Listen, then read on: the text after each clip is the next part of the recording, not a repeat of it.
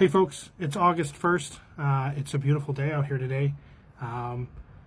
Partway through my vacation, but I decided I should come by and see you guys anyway because of the historic vote we had. So 70% of our membership voted to reject the offer. So it was both the Urban and the RSMC. They were pretty close in percentage-wise, and that was reported that about 80% of our members were involved in those votes. Having that mandate is very important. It's a very good, strong position to be in.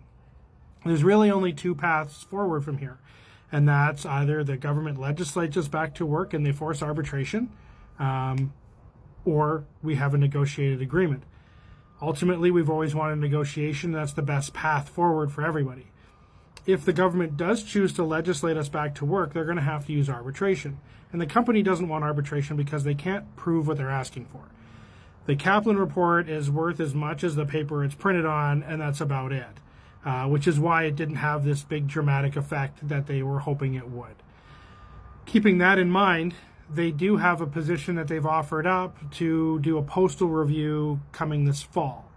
Hopefully we can get a negotiated agreement before then.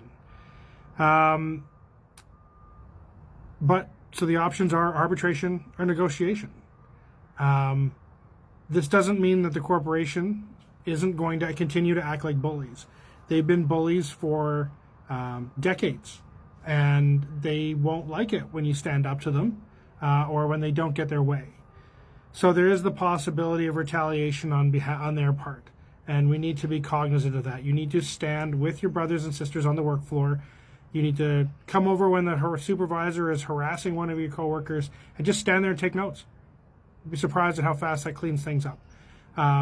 Those notes are important. We need those witness statements. They could, in theory, lock us out, but I don't think the Canadian people have much stomach for that anymore. Not while we're struggling internationally with Trump's tariffs. Do they want to see more people out of work or more people struggling? This fall, though, there is going to be that postal report. And so one of the things I'm going to need to do is I'm going to need to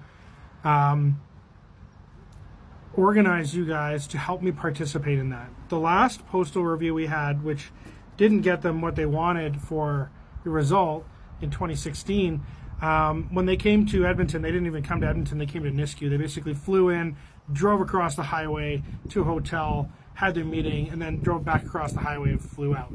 That was their meeting, and only one of our members went.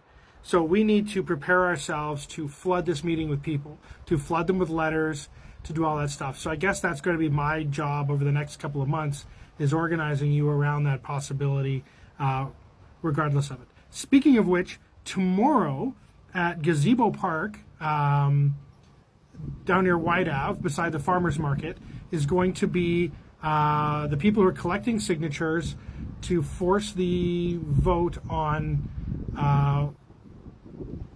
I can't remember the exact question, but basically, do you want Alberta to remain part of Canada? And as Canadian citizens and postal workers who work for the federal level of government, I think it's important that we get out and we sign these things.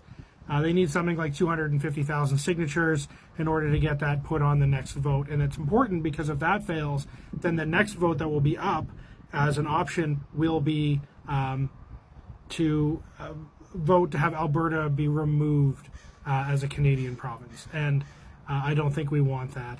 That's not the goal I have as this union. It's not been directed by people to support that. And we are in the interest of building nations. All right? So there's still a lot coming. The fight isn't over, but we've taken a massive step at being the tip of the spear, whether we want to or not, to tell the government that this is an unacceptable method of resolving your conflicts. We want a negotiated agreement. So keep your chin up. Have a good weekend.